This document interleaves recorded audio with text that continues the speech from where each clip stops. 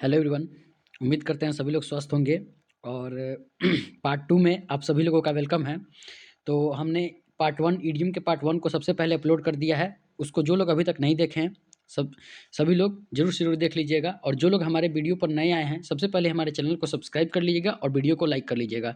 तो ये ईडीएम का पार्ट 2 है, जिसमें आज हम फिर से कुछ ईडीएम देखने वाले हैं, जहाँ पर मैंने कल आपको कुछ ईडीएम बता भी दिए थे और समझा भी दिए थे और अच्छे तरीके से उसको एक्सप्लेन भी कर दिए थे। उम्मीद करते हैं सभी लोग को वो फर्स्ट पार्ट का वीडियो अच्छे तरीके से समझ में आ गया होगा। अगर वो वीडियो आप लोगों ने नहीं देखा है, तो आप हमारे चैनल को इन्फो करके अच्छे से पार्ट 1 को देखिए, फिर पार्ट 2 में आइए, फिर पार्ट 3 में। इसी तरह आप एक-एक चीज़ को हम नेक्स्ट पार्ट में आपको करते जाएँगे। इसी तरह पार्ट 2, पार्ट 3, पार्ट 4, पार्ट 5, 6 ऐसे कर आता जाएगा और आपका पूरा ईडीएम इसी तरह कंप्लीट होते जाएगा। तो ये ईडीएम का पार्ट 2 है, तो जो लोग पार्ट 1 नहीं देखे हैं, पार्ट 1 ज़रूर से देखिएगा। उसमें हमने 1 से लेकर 35 तक की ईडीएम को डिस्कस कर लिया है। आज हम लोग नेक्स्ट ईडीएम को डिस्कस करने वाले हैं। तो चलिए सेशन को स्टार्ट करते हैं। इसके अलावा हमारे जो क्लास होती है, डेली आपकी एक-एक वीडियो अपलोड होती है और इसके अलावा अगर और भी कोई जानकारी चाहिए, तो इसके लिए हम अपने टेलीग्राम ग्रुप का लिंक डिस्क्रिप्शन में दे दिए हैं। लिंक पे क्लिक करते ही सीधे आप हमारे टेलीग्राम ग्रुप पे आइएगा, जहाँ पे और भी चीज़ें आपको, चाहे आपका मैथ हो गया, रीजनिंग हो गया, चाहे कोई भी क्वेश्चन हो गया, आपको वहाँ पे सॉल्व मिल जाएगा। चलिए बिना इधर-उधर की बातें करते हुए अपने क्लास को स्टार्ट करते हैं। ठीक है, पहला नंबर हो जाएगा a drop in the ocean. A drop in the ocean नहीं, हाँ, कल मैंने एक आपको 35 नंबर तक का आपको करा दिया था। तो 35 नंबर में हमने बताया था कि a drop in a bucket. A drop in a bucket का मतलब होता है बिल्कुल ऊँट के मुँह में जीरा वाली बात हो जाती है। तो उसी को बोलते हैं। तो 35 मतलब 35 वाला मैंने बता दिया था। 36 नंबर भी वही चीज़ हो जाएगा कि a drop in the ocean. अब देखिए एक चीज़ बताते हैं आपको। ओशियन मतलब क्या होता है? सागर।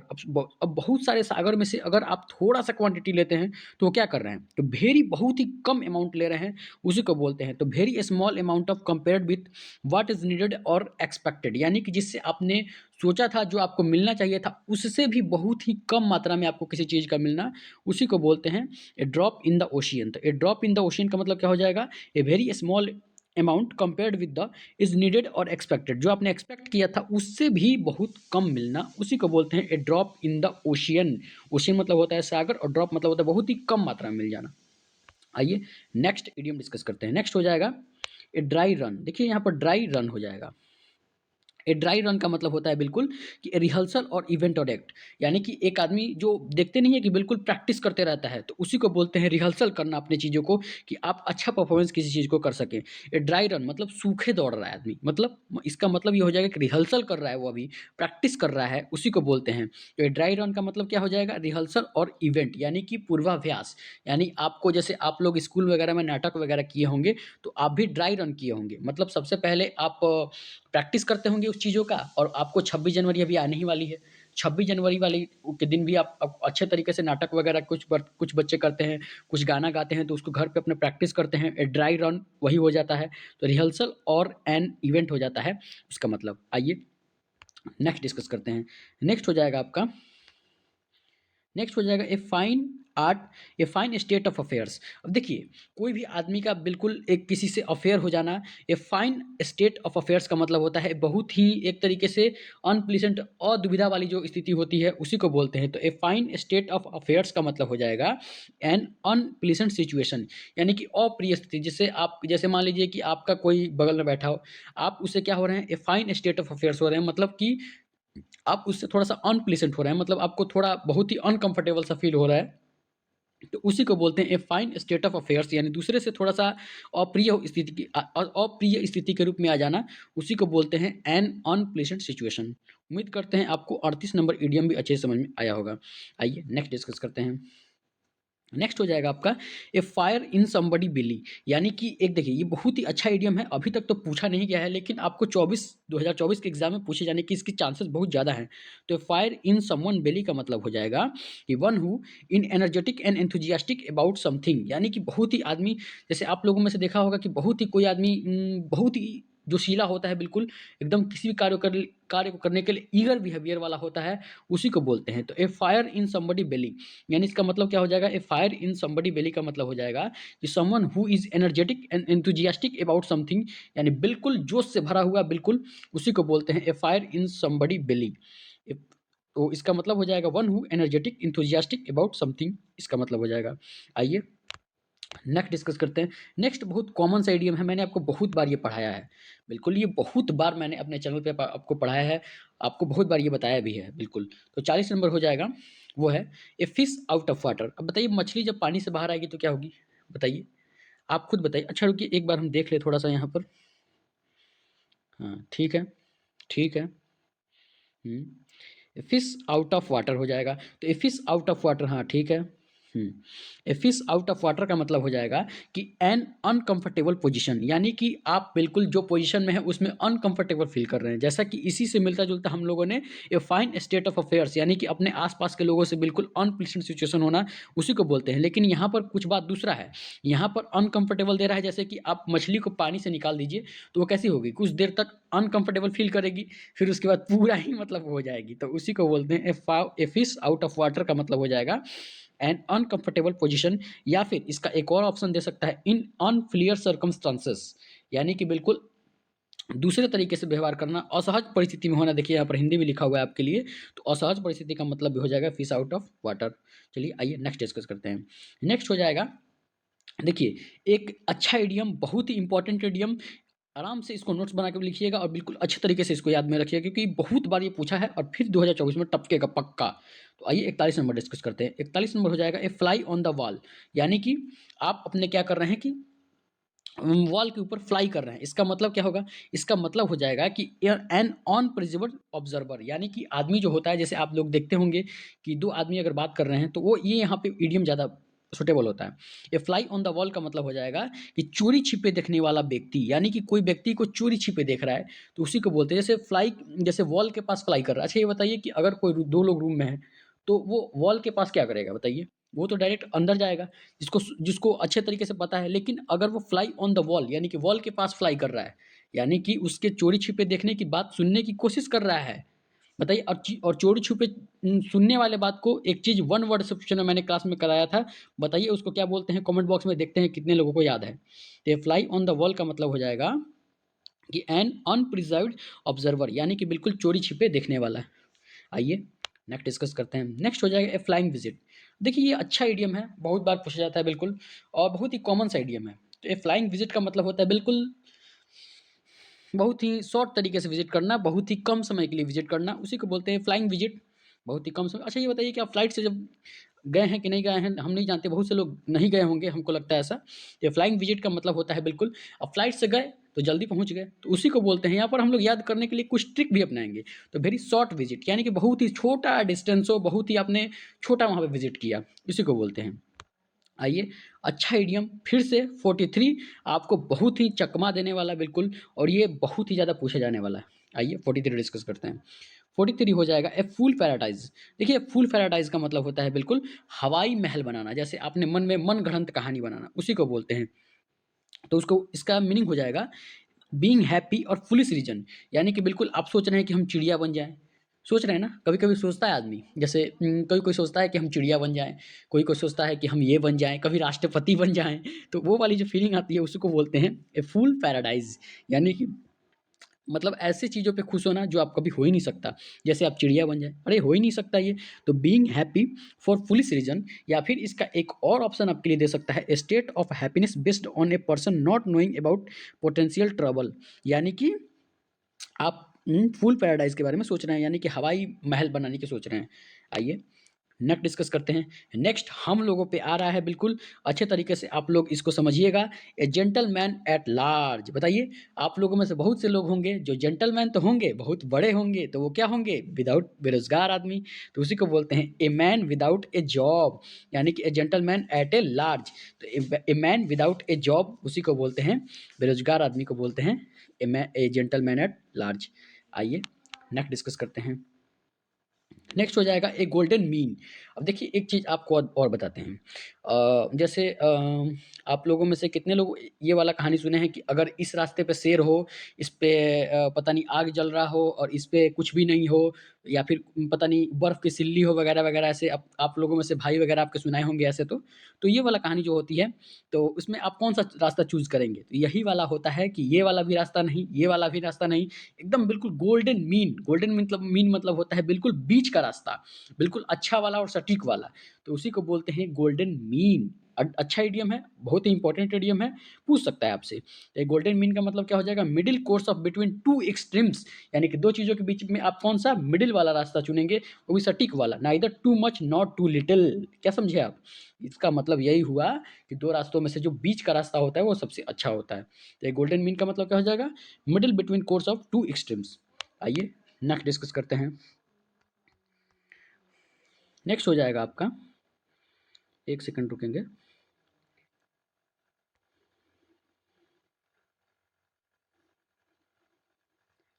एक सेकंड सभी लोग रुक जाएंगे।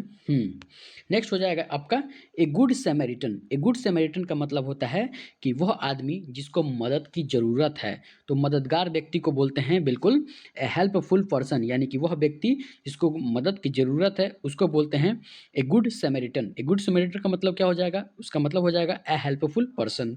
आइए 47 नंबर देखते हैं।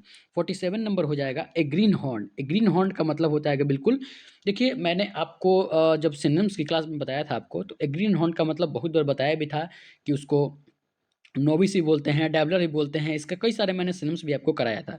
उस समय वहाँ की क्लास में मैंने आपको कई सारे इसके इनएक्सपीरियंस वगैरह वगैरह वगैरह कई सारे सिनोनिम्स बताए थे। तो ए ग्रीन हॉर्न मतलब हो जाएगा डैबलर हो जाएगा, इनएक्सपीरियंस हो जाएगा इसका सिनोनिम्स।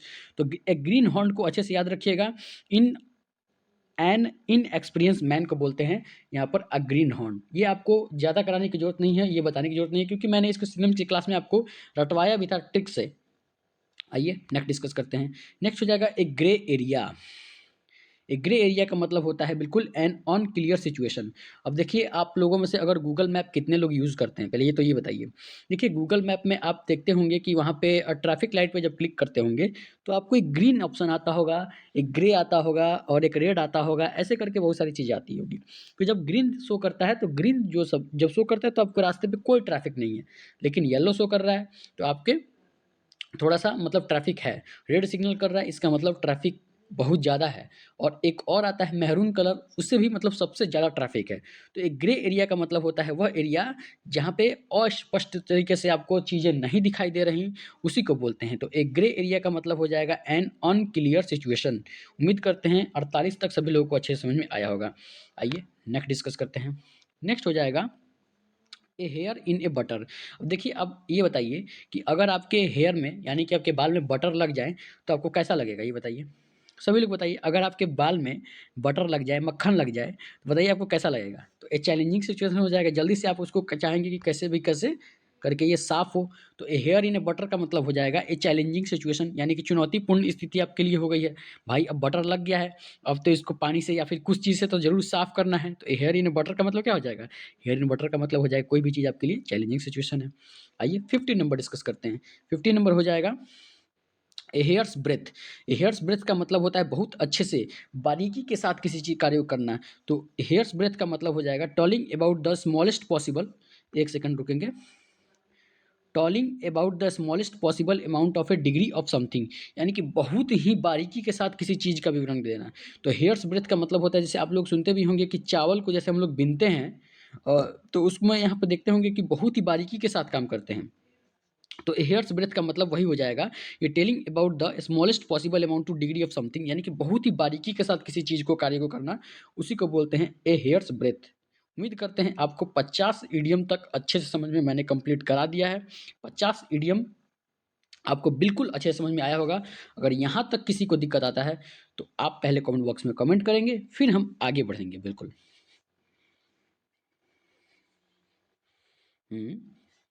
ठीक है, हेयर्स ब्रेथ भी हो गया, हेयर इन बटर भी आपको करा दिया था, हाँ गुड समैरिटन भी, हाँ ग्रीन हॉर्न का मैंने ट्रिक भी बताया था, सिम्स कराया था। ठीक है। हम्म, चलिए नेक्स्ट डिस्कस करते हैं। हम्म, हम्म,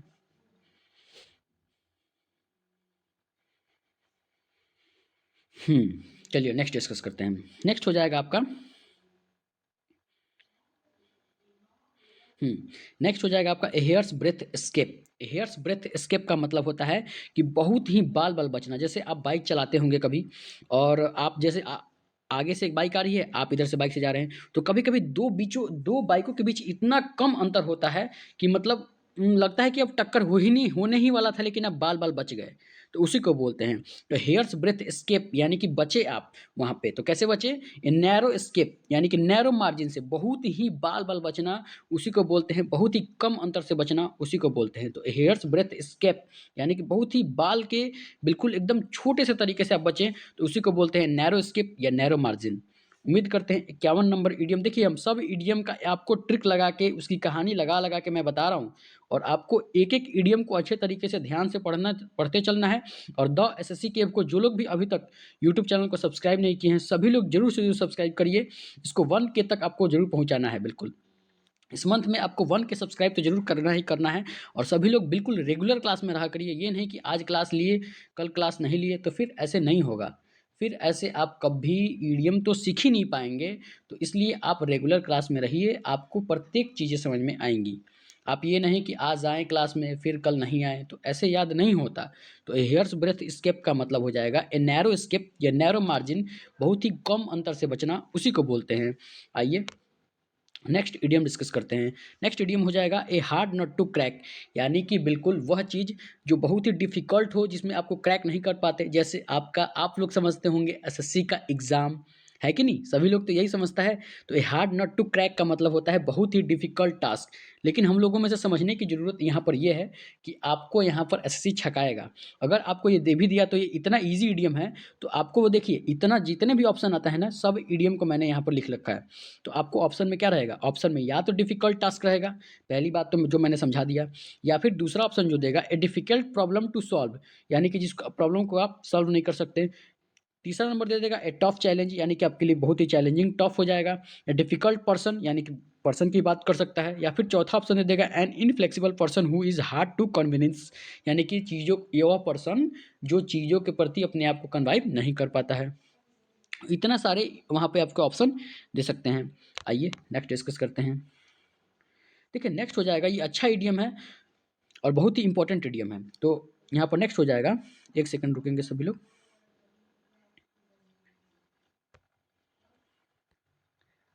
एक सेकंड सभी लोग रुकेंगे।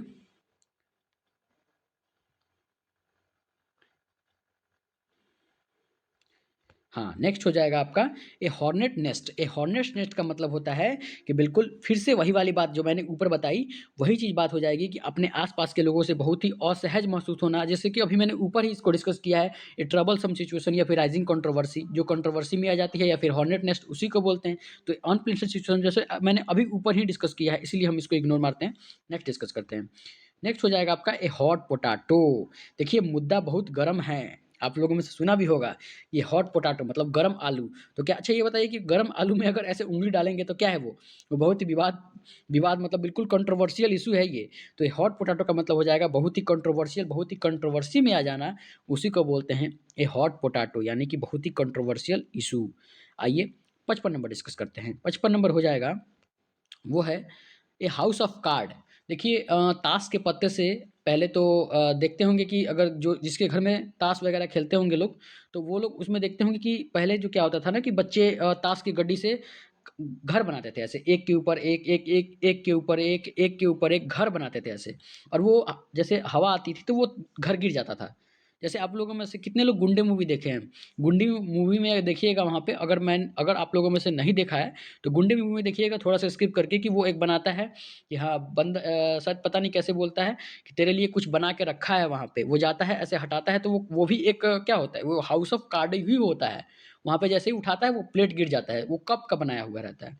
तो उसी को बोलते हैं इनसिक्योर स्कीम, यानी कि ताश का घर। देखिए हिंदी में भी लिखा हुआ है असुरक्षित योजना, यानी कि हाउस ऑफ कार्ड का मतलब हो जाएगा एन अनसिक्योर स्कीम, यानी कि उसका कोई ठीक नहीं है, वो कब गिर सकता है। जैसे कार्ड से अगर हाउस बनाइएगा, कार्ड से अगर घर बनाइएगा, तो हवा आएगा तो उड़ ही जाएगा, उसी को बोल रहा है ये। आइए नेक्स्ट डिस्कस करते हैं। नेक्स्ट हो जाएगा, ये तो बचपन में सभी लोगों को बहुत अच्छे से याद होगा। 56 नंबर हो जाएगा, a kick in the teeth, यानी कि किसी आदमी को बिल्कुल एकदम दाँत पे एकदम कस के जमा देना, उसी को बोलते हैं क्या कर दिया आपने? आपने एकदम बिल्कुल ग्रेव सेटबैक दे दिया, उसको बहुत ही डिसअपॉइंटिंग उसको कुछ दे दिया, बड़ी असफलता दे दिया, उसी को बोलते हैं। तो किक इन द टीथ का मतलब होता है बिल्कुल एक ग्रेट सेटबैक या फिर ग्रेट डिसअपॉइंटमेंट, उसी को बोलते हैं एक किक इन द टीथ, यानी कि आपने अपने किक कर दिया उसके दाँत पे। तो क्या कर दिया आपने? एक ग्रेव सेटबैक कर दिया। आइए नेक्स्ट इडियम डिस्कस करते हैं। नेक्स्ट इडियम हो जाएगा ए लैम एक्सक्यूज़। लैम एक्सक्यूज़ का मतलब होता है अनसैटिस्फैक्टरी एक्सप्लेनेशन, मतलब कि जैसे आप लोगों में से मैंने पूछा कितने लोगों को कि ये बताइए कि आप लोगों में से ए हॉर्नेट नेस्ट याद हो गया या फिर ये हॉट पोटैटो याद हो गया? तो आपको मेरी कहानी बननी चाहिए कि हाँ, सर ने बताया था एक आलू लेके ऐसे उसमें उँगली डालोगे तो क्या हो जाएगा, वो कंट्रोवर्शियल इश्यू हो जाएगा, बहुत ही मुद्दा गर्म हो जाएगा, गर्म आलू में उँगली डालने का, तो एक कंट्रोवर्शियल इश्यू हो जाएगा। तो ये चीज़ अब मान लीजिए किसी बच्चे को नहीं पता है, एक बात हम बताते हैं, तो जब वो नहीं पता है, तो वो क्या करेगा? वो लेम एक्सक्यूज़ करेगा मेरे सामने, वो अनसैटिस्फैक्टरी एक्सप्लेनेशन, जैसे आप लोगों में से बचपन में सब लोग करते हैं, हमने भी किया है। वहाँ पे जब हम लोग बचपन में पढ़ते थे, तो वहाँ पे जब सर आते थे, तो पूछते थे कि चलो बताओ, ये कितना हुआ? तो हम लोग ऐसे-ऐसे लैक लेम एक्सक्यूज़ करते थे, मतलब अनसैटिस्फैक्टरी एक्सप्लेनेशन, मतलब सर याद तो था, सर याद सर ऐसे वाला। तो उसी को बोलते हैं क्या? उसको बोलते हैं ए लेम एक्सक्यूज़। आज के बाद आपको लेम एक्सक्यूज़ तो कभी नहीं भूलेगा। तो इसीलिए हम एक-एक चीज़ को ट्रिक बना के अच्छे से याद करते हैं। तो बिल्कुल, और आप लोगों में से हम कह नहीं रहे हैं लाइक करने के लिए, तो क्या आप लोग लाइक नहीं करिएगा ये बताइए? ये बताइए कि इतना अच्छा आपको चीज़ें बता रहे हैं, तो क्या आप लोग लाइक नहीं करेंगे? सभी लोग सबसे पहले लाइक करिए। सभी लोग सबसे पहले लाइक करिए और जो लोग भी सब्सक्राइब नहीं किए हैं, सब्सक्राइब करिए। तो 57 नंबर हो जाएगा एलएम एक्सक्यूज़, यानी कि अनसैटिस्फैक्टरी एक्सप्लेनेशन, उसी को बोलते हैं। आइए नेक्स्ट डिस्कस करते हैं। नेक्स्ट हो जाएगा आपका ए लाफिंग स्टॉक, यानी कि लाफिंग स्टॉक स्टॉक का मतलब होता है बिल्कुल कि हंसी का पात्र। जैसे कोई भी चीज़, जैसे आपके दोस्त वगैरह हैं, उसमें कोई लाफिंग स्टॉक मार दिया, मतलब ये कर दिया कि कोई भी चीज़ बहुत ही हंसी का पात्र बन जाना, उसी को बोलते हैं। जैसे कोई दोस्त होता है, उसका कोई खिल्ली उड़ा देता है, तो उसी को बोलते हैं एन ऑब्जेक्ट ऑफ लाउटर, यानी कि हंसी का पात्र जो होता है, एन ऑब्जेक्ट ऑफ रिडिक्यूल। अब रिडिक्यूल का मैंने सिनम्स कराया था आपको सभी लोगों को। तो रिडिक्यूल का मतलब भी होता है बिल्कुल हंसी का पात्र बनना किसी चीज़ का। तो ए लाफिंग स्टॉक का मतलब क्या हो जाएगा? ए ऑब्जेक्ट ऑफ लाफ्टर या फिर ए ऑब्जेक्ट ऑफ रिडिक्यूल। आइए नेक्स्ट डिस्कस करते हैं। नेक्स्ट हो जाएगा ए लीन पैच। ए लीन पैच का मतलब होता है बिल्कुल, लीन मतलब होता है बहुत ही पतला, और पैच मतलब होता है रास्ता, यानी कि a period of poor performance, यानी कि बहुत ही असफलताओं का समूह का होता है, तो उसी को बोलते हैं a period of poor performance, यानी कि बहुत आप परफॉर्मेंस कैसा कर रहे हैं, बिल्कुल बहुत ही असहज तरीके से इसे कह सकते हैं। तो ए लीन पैच का मतलब क्या हो जाएगा? ए लीन पैच का मतलब हो जाएगा a period of poor performance, उसी को बोलते हैं ए लीन पैच। तो ये लीन पैच उम्मीद करते हैं सभी लोग को अच्छे से याद रहेगा। आइए 16 नंबर डिस्कस करते हैं। देखिए 16 नंबर बहुत ज़्यादा इंपॉर्टेंट है और आपसे बार बार पूछा भी है, इसको अच्छे तरीके से याद रखिएगा।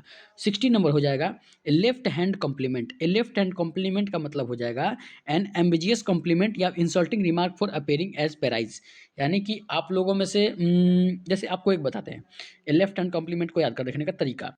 जैसे आप कहीं गए हुए हैं, ठीक, और आपको लोग क्या करता है ना कि आपको कुछ, जैसे मान लीजिए कि आपने शर्ट उल्टा पहन रखा है, तो आपको बहुत ही अपमानजनक टिप्पणी देते हैं।